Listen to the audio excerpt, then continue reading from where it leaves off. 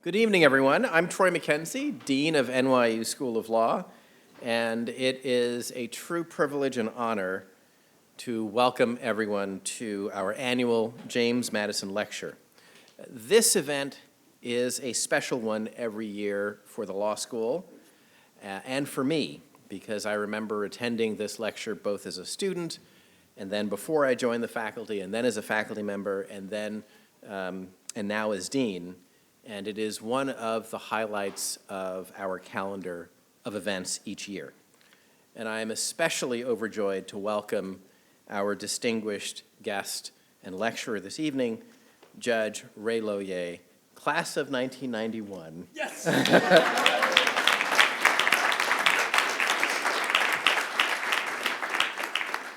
Finally.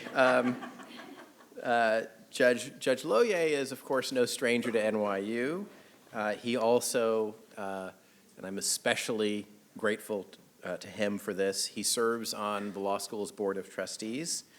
He was appointed to the Second Circuit in 2010, confirmed without dissent by the Senate, back when I guess that used to happen. Or maybe it didn't happen after him for a reason, I don't know. Before that, he served with distinction as an assistant U.S. attorney for the Southern District of New York, where he led the Securities and Commodities Fraud Task Force. He has a remarkable background, noted not only for his achievements in law, but also for his earlier intellectual foundation in the study of philosophy. In fact, one of the reasons why he ended up coming to NYU after his undergraduate years at Harvard studying philosophy is because of the strength of NYU's faculty in law and philosophy.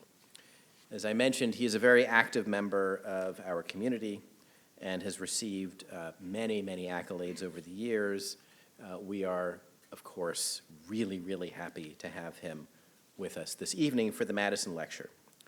The James Madison Lecture is one of our most esteemed public lectures, and it is the longest running lecture series here at NYU Law. The first lecture was delivered in 1960 by Justice Hugo Black of the Supreme Court of the United States. At that point, he used his lecture to outline his theory of the categorical protection of free speech, which turned out to be a landmark moment in our intellectual history. Since then, the Madison Lecture has continued to provide a forum for our nation's jurists to present their vision of the law, and we are proud to continue that tradition tonight. This lecture series would not be what it is today if not for the work over many years of my late colleague, Professor Norman Dorsey.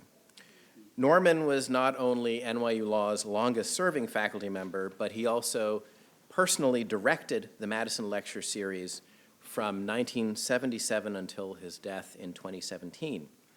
He was a defender of civil liberties, and he was a true, serious student of the law.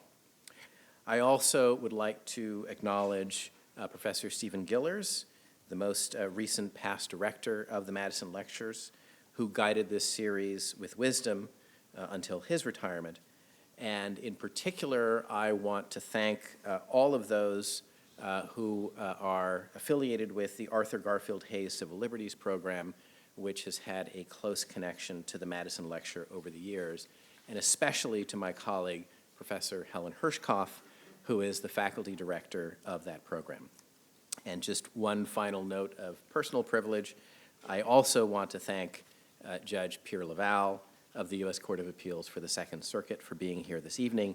He delivered the Madison Lecture in 2005, one of the most memorable in the series, a fantastic piece, dicta on dicta.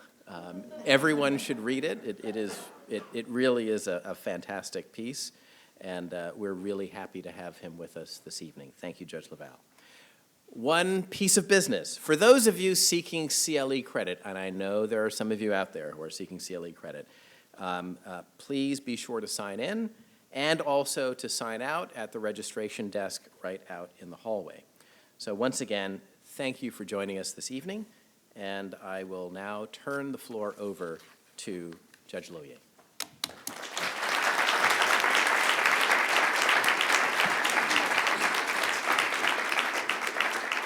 Good evening. You're all here for CLE credit, aren't you? I have to say that Professor Dorson and Professor Gillers were my professors, and they will have no memory of me whatsoever.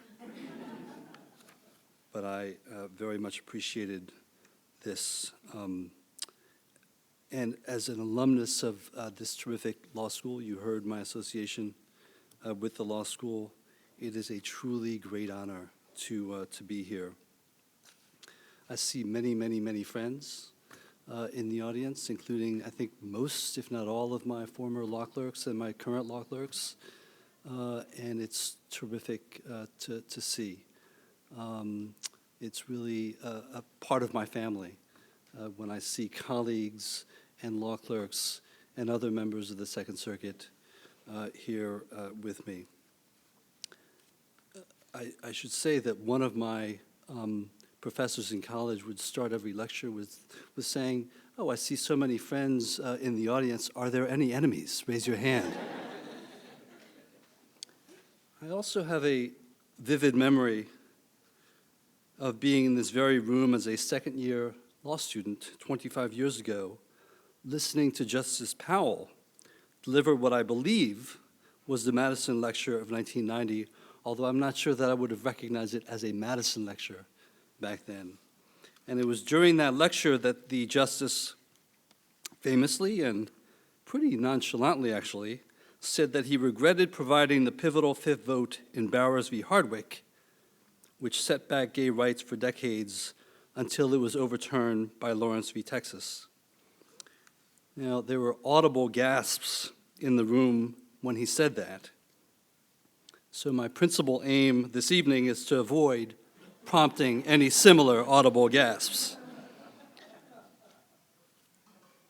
As some of you may know, I was scheduled to give this lecture in the fall of 2024, but my mother became very sick a few months before. And I want to thank Dean McKenzie in particular and NYU Law for their kindness and their empathy and for giving me the time, the grace of time, to care for my mother in her final days, and I dedicate this lecture to her. So the title of my lecture, which many of you found intriguing apparently, is not really about somersaults. It's really only meant to describe what appears to be a judicial transformation.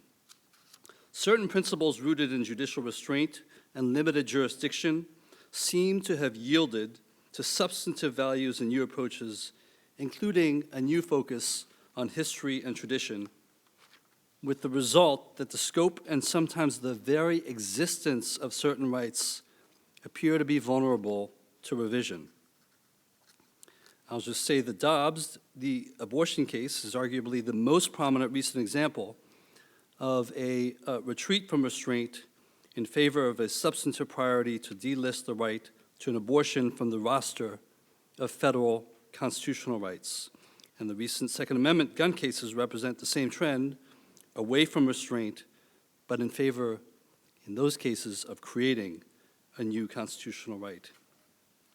Today, for reasons that I'll discuss briefly, we're witnessing, I think, two judicial ships passing each other in the night. Across a range of issues in contentious cases, some who previously embraced a restrained judicial role and limited federal jurisdiction appear to be more receptive to relaxing or casting those limitations aside in favor of addressing the merits or substantive values that are at stake in a particular case. Meanwhile, the preferences for broad jurisdiction, access to courts and judicial power once embraced chiefly by others, are increasingly being abandoned as part of what appears to be a rearguard action to protect, if possible, certain imperiled rights and values. Now, in the interest of time, I'm going to focus on only two areas that seem to have undergone this transformation in judicial attitude toward established rules of jurisdiction and procedure. The first is constitutional standing under Article 3. Second is the plausibility standard under the Federal Rules of Civil Procedure to determine if a claim for relief is adequately stated. Let me take standing just for example. As I think hopefully many of you know, the 1992 Supreme Court decision by Justice Scalia and Lujan v. the Defenders of Wildlife provided the seminal definition of standing as consisting of 3 elements. First, the case has to concern an invasion of a legally protected right that is a concrete and particularized injury in fact. Second, the injury has to be fairly traceable to the defendant's challenged conduct. Easy enough.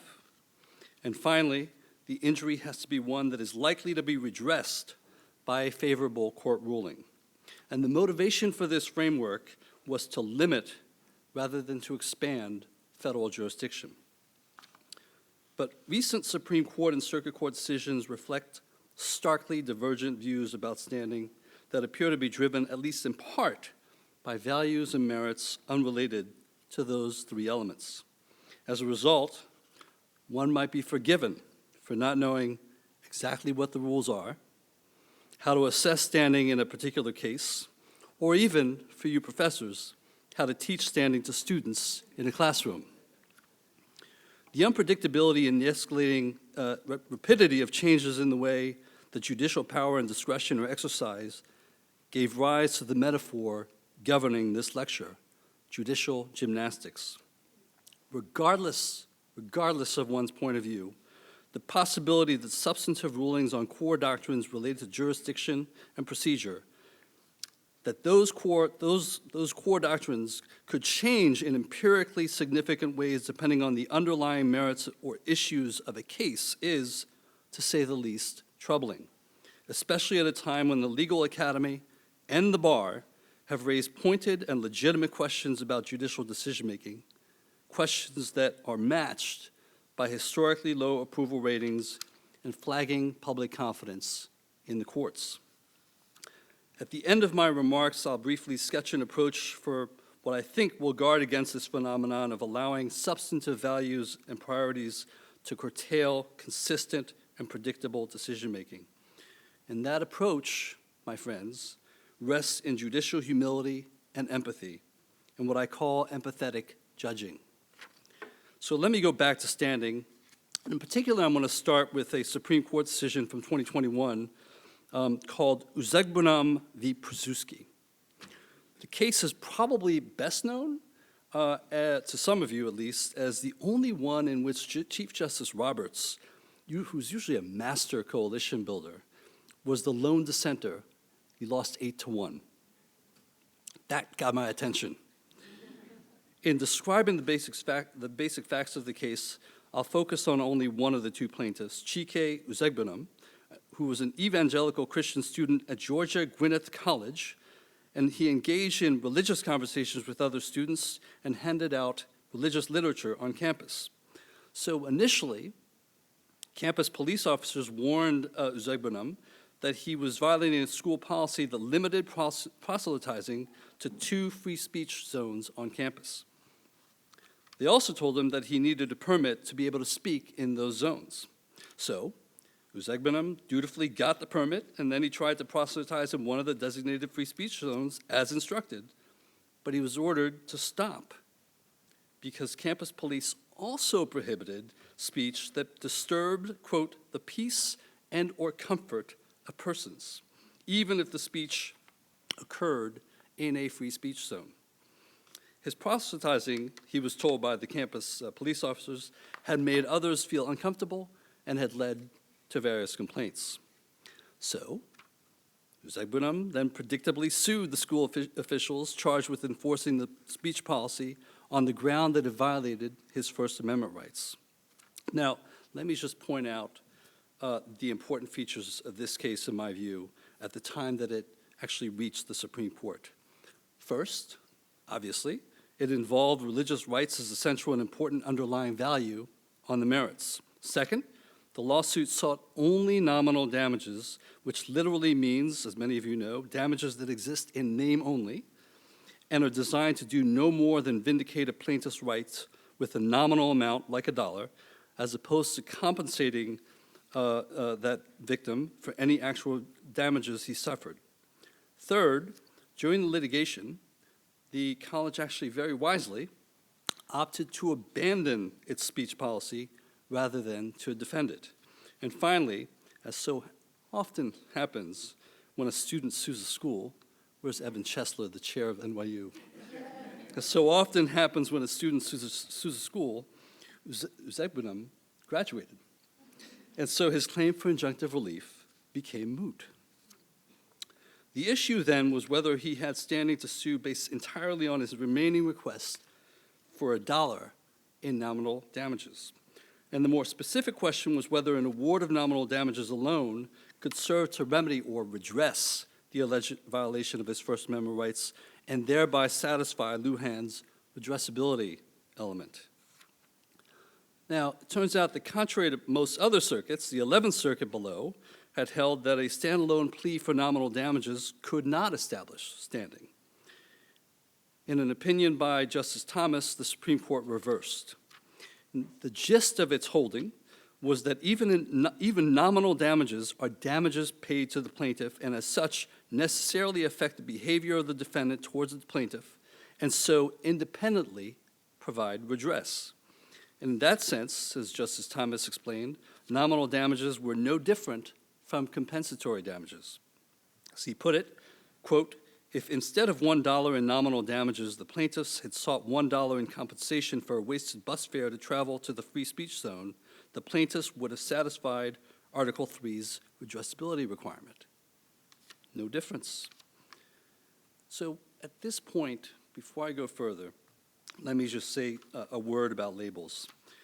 Although I'll use the label conservative or liberal to describe the justices, I have never, ever really liked dividing them in this way because it frankly, to me, obscures rather than captures the nuance of their actual positions, both over time and over a range of issues.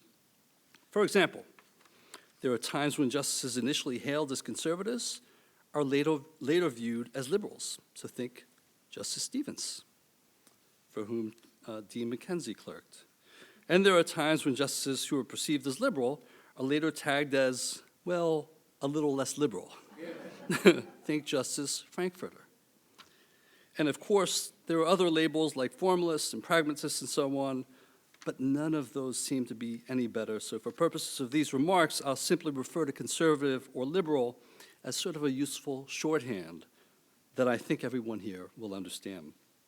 So with that said, the three liberal justices on the court, then Justices Breyer, Sotomayor, and Kagan, all actually joined Justice Thomas's majority in full, even though permitting the case to proceed rather than dismissing it for lack of standing might have seemed at odds with their previously expressed suspicion of expanded religious rights. The reason they joined, I think, is because they found the opinion legally attractive beyond the particular facts of the case, as I'll explain in a moment. Now, for the conservative justices, the attraction was much more immediately apparent. The merits of the case involved the claimed violation of religious liberty and religious speech rights. But given the nature of the claim and the reality that similarly situated students would graduate before relief could be granted, thus mooting out the claim, cases like these might never result in either compensatory damages or injunctive relief. So vindicating the students' religious rights with a broad ruling that they have standing to proceed based on a claim for nominal damages probably seemed well worth opening the courthouse doors to the conservative justices, even if it meant that other claims for nominal damages involving violations of different rights could also proceed. And there may have been another motivating factor that the conservative justices in the majority found useful to hold that the plaintiffs had standing in this case. As conservative organizations increasingly resort to the federal courts for vindication of conservative values and rights, some justices and even circuit judges who previously were worried about the proliferation of plaintiff suits may now be more comfortable loosening strict jurisdictional limits, understanding that unlike a decade or two ago, those limits are as likely to hinder a conservative organization or party as they are to halt a lawsuit bought by a left-leaning party or organization. And what about the 3 liberal justices? So, in my view, the majority opinion both bestowed a general procedural benefit that they liked to plaintiffs beyond religious liberty cases, and also expanded access to the federal courts for all plaintiffs. Another benefit, which was unstated in the majority opinion, but that I think you can infer from reading it, is that permitting claims for nominal damages to proceed often facilitates the sound development of constitutional law in civil rights cases and in other contexts in which traditional compensatory damages may not be appropriate. And of course, permitting these claims to proceed allows prevailing civil rights organizations of whatever valence to receive attorney's fees without which the federal courts become available only to those who can afford it. This alignment of policy objectives and values in the case, this alignment of values between liberal and conservative justices, I think explains why everyone was satisfied with the bargain that Justice Thomas's opinion reflects. Everyone, that is, except the Chief Justice. I find it at least interesting that Chief Justice Roberts, as a young lawyer, was the person who successfully argued Lujan, which, as I've mentioned, fundamentally supports limitations on standing and jurisdiction. In his dissent in Uzwegbunam, the Chief Justice used language that should resonate with anyone who cares about judicial restraint. Quote, "If nominal damages can preserve a live controversy," he wrote, "then federal courts will be required to give advisory opinions whenever a plaintiff tacks on a request for $1. And adding that he would place a higher value than $1 on Article 3, the Chief Justice complained that his colleagues saw, quote, "no problem with turning judges into advice columnists." I don't know what would happen to me if I wrote that, but, and called the result of the majority's opinion, quote, "a radical expansion of the judicial power," close quote, and a, quote, "major expansion of the judicial role," close quote. Remember those words. Now, let me fast forward 2 years later to Biden v. Nebraska, the student loans decision from June 2023, just a short time ago that many, if not all of you, probably heard something about. There, the Supreme Court was confronted with the following question. Does the United States Secretary of Education have the authority under the Higher Education Relief Opportunities for Students Act, or the HEROES Act, to establish President Biden's student loan forgiveness program and cancel over $400 billion in student loan debt? 6 so-called red states had sued the Education Department and moved for a preliminary injunction, claiming that the loan cancellation plan exceeded the Secretary's statutory authority under the HEROES Act. And the trial court had held that none of the states had standing to challenge the plan and dismissed their suit, but the Eighth Circuit reversed. On review, the Supreme Court focused not on Nebraska, as the case name might suggest, but on Missouri. So Missouri claimed that it had standing based on the financial harm suffered by an entity called the Missouri Higher Education Loan Authority, also known as MOHELA. And MOHELA was a public corporation established controlled by the state of Missouri to help Missourians access student loans needed to pay for college. But the problem was that MOHELA was a legal entity separate from the state, but wasn't a party to the lawsuit at any point. The state of Missouri was. And the previously established understanding had been that a state, like any other party, couldn't rely on injuries suffered by a separate legal person as a basis to establish its own standing. The conservative majority in the Biden case, though, appears to have, in my view, relaxed that understanding and determined that Missouri indeed had standing to challenge the Secretary's plan because the plan had harmed MOHELA, the state agency, in the performance of its public function, and therefore had necessarily also directly harmed Missouri insofar as it controlled the agency. And with that out of the way, the majority proceeded to the merits, held that the Secretary did not have the statutory authority to establish such a substantial forgiveness program under the major questions doctrine, the court's new tool, I'd say, for superintending significant federal regulations, and it struck down the Biden administration's plan. The liberal justices in dissent clearly had, this time, strong reasons to reject the underlying set of values reflected in the majority opinion in Biden. First, an important federal program designed to help citizens crushed by debt was being dismantled. That's one reason. Second, unlike the nominal damages decision 2 years earlier, individual plaintiffs and civil rights organizations would almost certainly not benefit from a muscular application of the major questions doctrine, which only enhanced the court's power to police federal regulations. So viewed that way, particularly where the decision was pretty clearly not a win for individual access to courts or for conceptions of justice that the liberal justices did not share, there was nothing for those justices to value or to persuade them to join the majority. So what happened?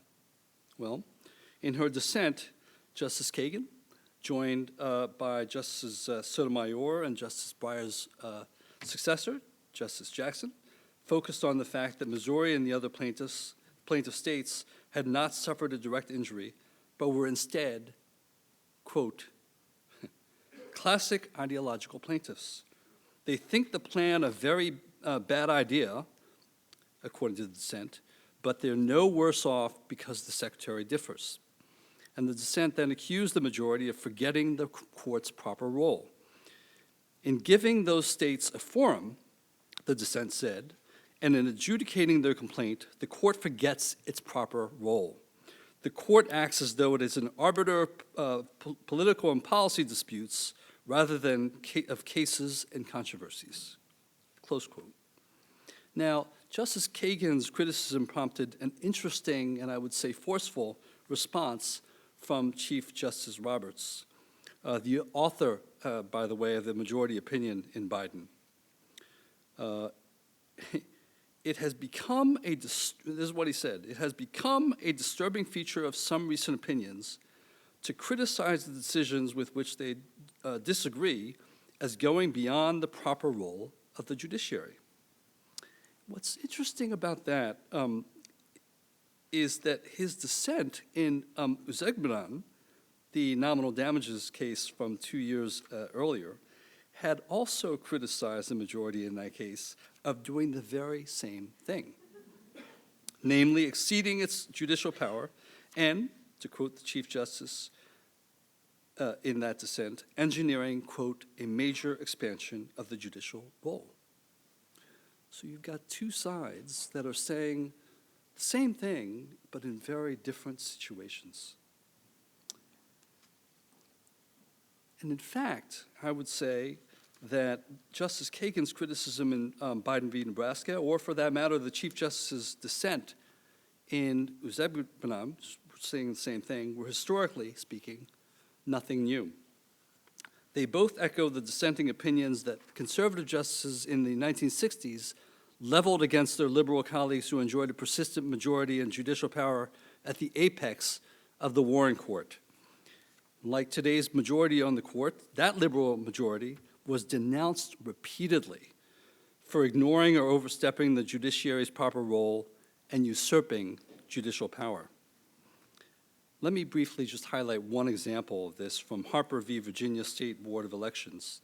And there are a couple of other examples, but Harper is a 1966 case in which the Supreme Court held that the Virginia poll tax used to stop black people from voting violated the Equal Protection Clause. In dissent from that decision, Justice Harlan, a great alum of the Second Circuit and an unwavering conservative on the Warren Court, attacked the majority for exceeding the court's proper role. In his view, it was up to the states or to the federal political process to eliminate the poll tax. And he said that the fact that the court had arrogated to itself the power to do so was, quote, a matter of continuing concern to all interested in maintaining the proper role of the court under our scheme of government. It sort of makes me wonder, by the way, what Justice Harlan would have thought about the major questions doctrine, but that is another topic for another lecture by a different lecturer.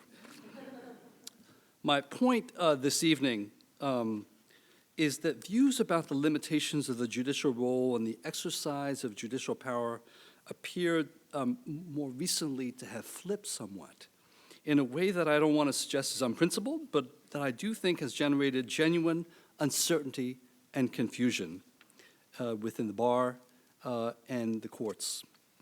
Wary of how judicial power might be wielded as a veto over the substantive wisdom and value of legislative policies, this is to quote actually Justice Black in a case, or how it might affect agency action, liberal justices in the last few years are much more willing to support limited judicial power and jurisdiction.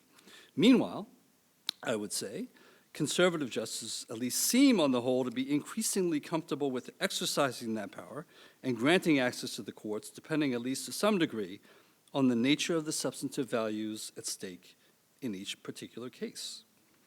And as I suggested earlier, I suspect that the confusion is likely to grow as groups identified with more conservative causes along an array of legal issues have started to turn to the federal courts with greater frequency to resolve their disputes, while left-leaning groups, I think it's fair to say, have tended to shy away from the federal courts, and especially the Supreme Court, for fear, in their view, of a catastrophically adverse decision.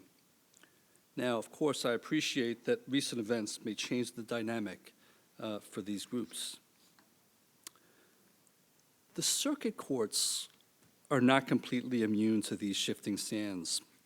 And I want to mention an in-bank case that the Second Circuit decided a little over a year ago. And for those of you who are not familiar with the Second Circuit, seeing an in-bank case is like spotting a unicorn. It doesn't happen often. It's very rare.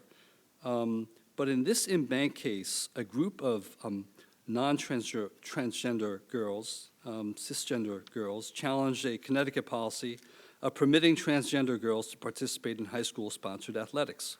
The plaintiffs alleged that the policy violated Title IX, which prohibits, as many of you know, sex discrimination in education, and they asked for both money damages from the athletic conference that governs sports in Connecticut, and also from member school districts, as well as an injunction requiring the defendants to alter their athletic records by removing the track and field results of the transgender girls and re-ranking titles and placements of the non-transgender or cisgender plaintiffs.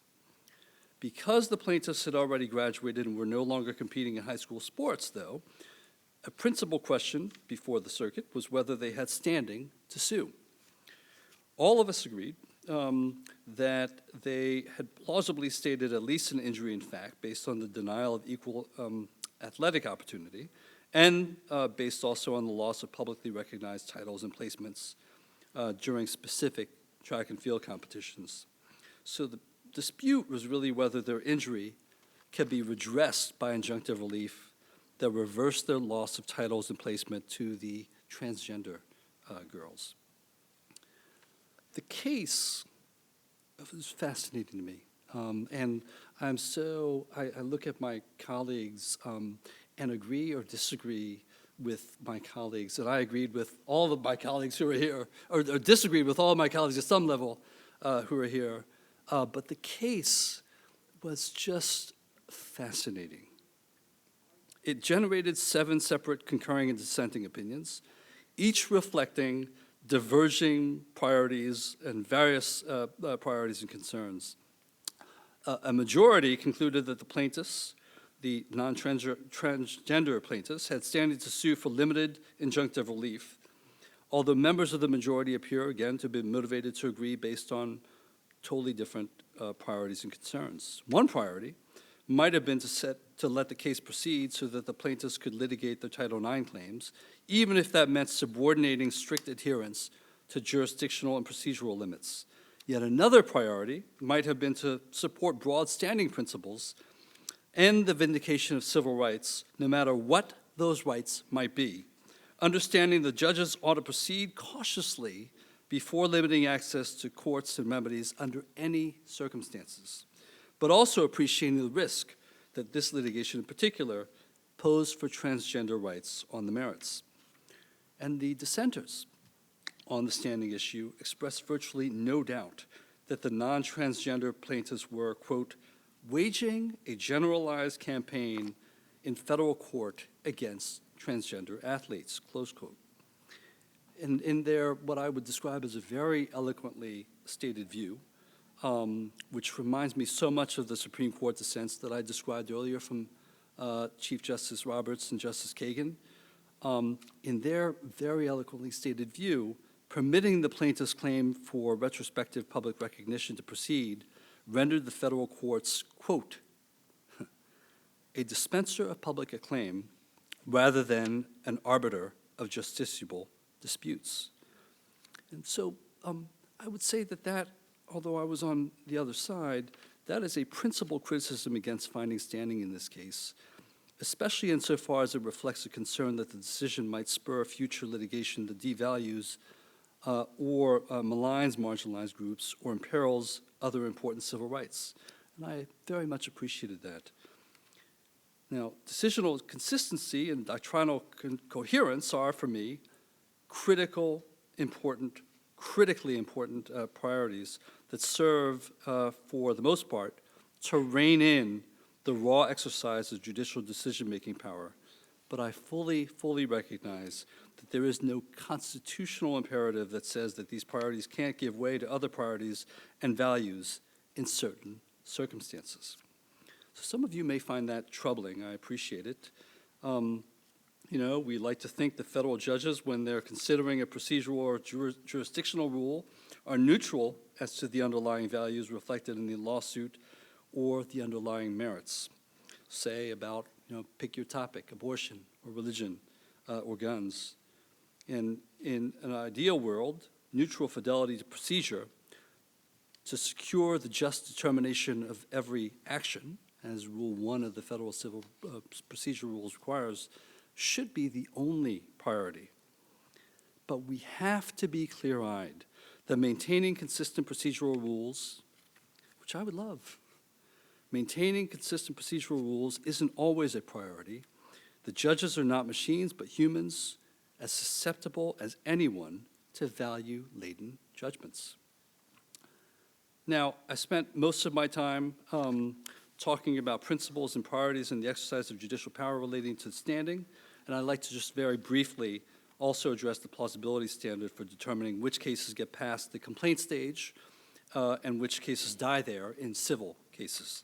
So for those of you who aren't familiar with it, the plausibility standard was established in 2008-2009 by two Supreme Court cases, Iqbal and Twombly, which pretty abruptly retired and replaced a 50-year-old plaintiff-friendly notice pleading standard in civil cases. Previously, a complaint would survive a motion to dismiss simply by setting forth enough facts to notify the defendant of the claims against it. In Iqbal and Twombly, the Supreme Court moved away from notice pleading and announced a new plausibility standard that almost every circuit has since concluded, including ours, makes it harder for plaintiffs to state a claim for relief. I'll leave for another day a discussion about why the court adopted the plausibility standard when it did. Suffice it to say that this evening, what I want to discuss and focus on is the fact that almost no circuits, this is really incredible, have defined the standard with any meaningful precision, even though it determines if a case lives or dies at the complaint stage. So the Second Circuit, for example, has said only that, quote, the determination of whether a complaint states a plausible claim for relief is a context-specific task that requires the reviewing court to draw on its judicial experience and common sense.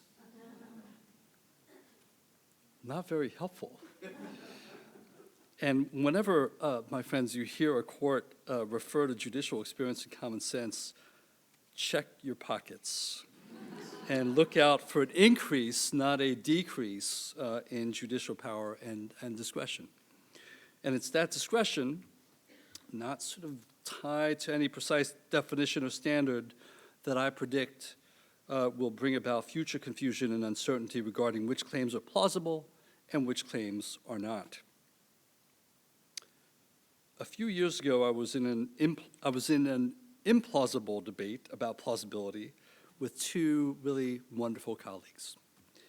At issue was a Second Circuit rule that a plaintiff seeking prospective relief under the Americans with Disabilities Act, the ADA, has standing to sue a business for disability discrimination only if she can plausibly allege facts from which it's reasonable to infer that she intends to return to the same business in the future. So if you'll never go back to the store or the restaurant you sued under the ADA, then you don't have standing to sue that store or restaurant for prospective relief.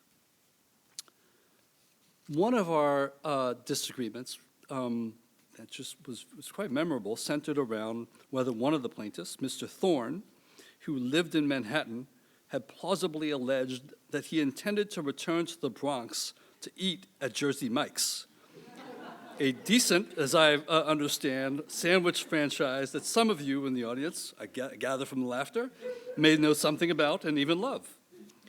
My colleagues thought the answer was no. And their experience and common sense apparently told them that no Manhattanite in his right mind would travel to the Bronx to eat at Jersey Mike's. Now, I am from Brooklyn. I had no idea where a Manhattanite might or might not go for a good sandwich. But I thought that there was no basis for second-guessing the sincerity of Mr. Thorne's assertion that he intended to return to a particular Jersey Mike's shop in the Bronx. There was no basis, that is, apart from drawing, in my view, on one's own preferences and experience, as the plausibility standard seems to permit, and that was part of the, I think, problem. So I obviously lost that debate to two brilliant colleagues. I could not persuade them, even though they're quite open-minded. But I've got to confess that for at least a few months after that decision, I made a point of taking a photo of every Jersey Mike's storefront that I happened to encounter anywhere in the country and to send it to my colleagues with messages like, "Long line at Jersey Mike's." Whatever in the world are they thinking? All as a gentle reminder that Jersey Mike's may be more popular than judicial experience and common sense suggests. So I'll close with the following suggestion. In none of the cases I've described is any justice or judge necessarily right or necessarily wrong. You know, I found, and I think that my friends on the court will agree, that judging is a hard business, and we can be uncertain even in cases where we think there must be a right answer. But let me conclude by outlining an approach for judges who want to guard against letting their views on substance infect important principles of jurisdiction and procedure. The long-term approach, at whatever iteration it develops, has to be rooted in humility, empathy, and imagination, all of which have an important role to play in judging. Empathetic judging encourages us to take the extra step of asking, in every case where it might matter, what if the roles were reversed? What if the plaintiff on the losing side was someone whose values I supported, or the defendant on the winning side was someone whose values I deplored? What if the shoe were on the other foot? This step goes, I think, beyond the usual legal exercise of exploring a rule's potential limits or application to hypothetical future cases. I've actually suggested a variant of this empathetic exercise in the context of criminal cases, urging a simple but important analysis that district courts and also circuit courts should undertake whenever they face a Fourth Amendment challenge to a search or seizure. For example, in a case where the issue was whether police officers had a reasonable suspicion that a black man in a car posed a danger to their safety, justifying a full protective search of the car, I suggested that the court should ask, holding all else equal, would the officer have reasonable suspicion if the defendant were of a different race, gender, or ethnicity? If the answer is no, then the fact that the defendant is black and male should not tip the balance of the totality of the circumstances in favor of finding that reasonable suspicion exists. And as another example, part of the majority opinion in the transgender case that I described did something very similar. To test the neutrality and soundness of its holding that the non-transgender, the cisgender plaintiffs had standing to sue under Title IX, the majority opinion considered whether its standing analysis would be the same were the shoe on the other foot. Imagine, it asked us, if some other athletic conference adopts a policy that, unlike the challenge policy in that case, categorizes transgender girl athletes as boys in their public records of athletic accomplishment. It was important to know that if those transgender girls sue alleging a Title IX violation, they would also have standing to seek to have those public records altered to indicate their alleged accurate athletic achievements. So there's some exercise in trying to determine whether one's subjective, substantive values are infecting a procedural result relating, in that case, to standing.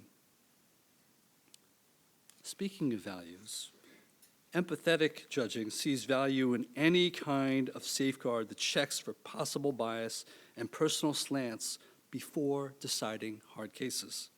When confronting a procedural or jurisdictional issue in a case in which, on the merits, one might feel predisposed to strongly prefer or to detest the values advanced or represented by one party or the other, judges, in my view, should summon their powers of empathy and imagination in an effort to place themselves in the position of the party that advances values with which they strongly disagree.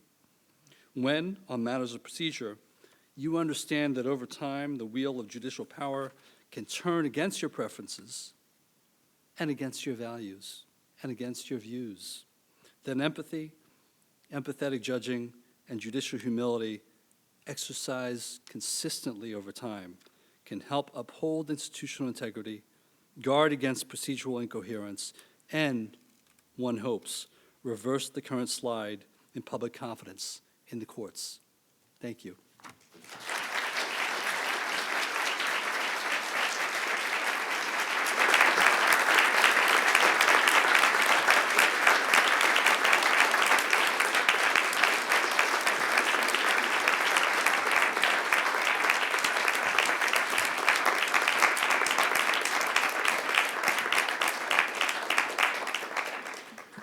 Wow.